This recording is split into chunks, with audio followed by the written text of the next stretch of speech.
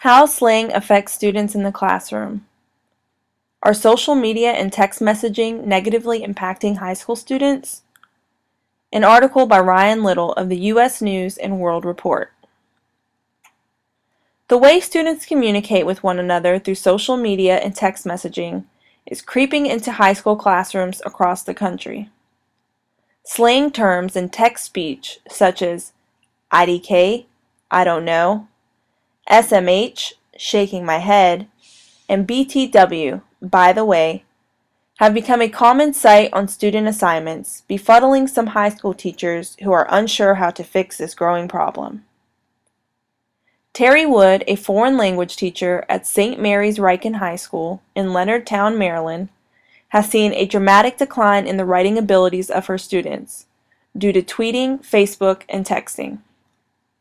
They do not capitalize words or use punctuation anymore, Wood, a teacher with 10 years of in-class experience, says. Even in emails to teacher or on writing assignments, any word longer than one syllable is now abbreviated to one. According to a survey of 700 students ages 12 to 17 by the Pew Internet and American Life Project, 85% of the respondents reported using a form of electronic communication, whether through instant messaging, text messaging, or social media. Growing up in a technological era, high school students may be unaware they are using language shortcuts in the classroom, says Allie Sakowitz, a rising senior at Maine South High School in Park Ridge, Illinois. I think that students don't even realize they're doing it, Sakowitz notes.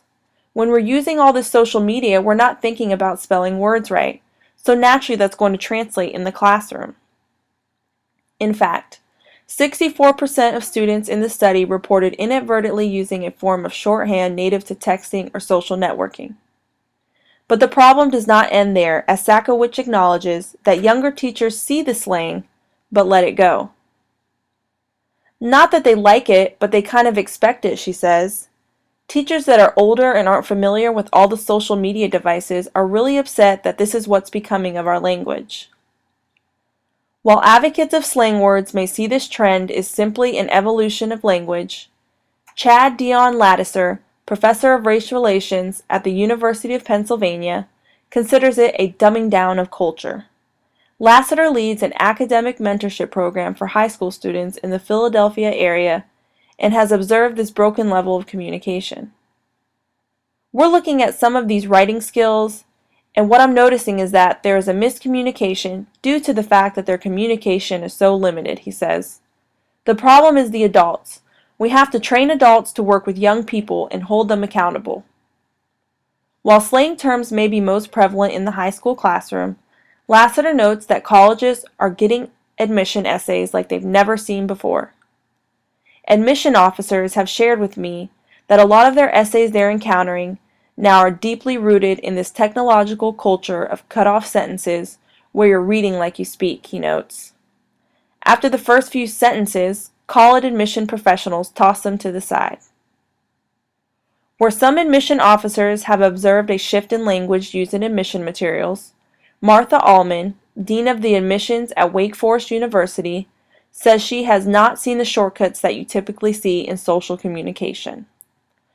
Students are primed in high school to know that this is the way they show their ability to communicate in college, Allman says. My sense is that students certainly see a difference between their social communication and writing for the college essay. There is a measure of uncertainty as to whether college admission officials will adapt to this social change in language, or if future prospective college students will need to be mindful and observant of the words they use. Amanda Mitra, professor and chair of the Department of Communication at Wake Forest, believes colleges will continue to place the responsibility on the students to conform during these admission processes. Education is about adaptation to some degree, Mitra notes. An intelligent, educated student coming out of high school should be adaptive. Those who do not adapt would not be admitted. While college officials' stance on slang remains the status quo, the future is unclear as more generations of students grow up with technology that embraces slang. There are 4th and 5th graders that are texting. They have Facebook and Twitter. Rising high school senior Sakowicz says, "For future students of high school and college, this is the language they're growing up with."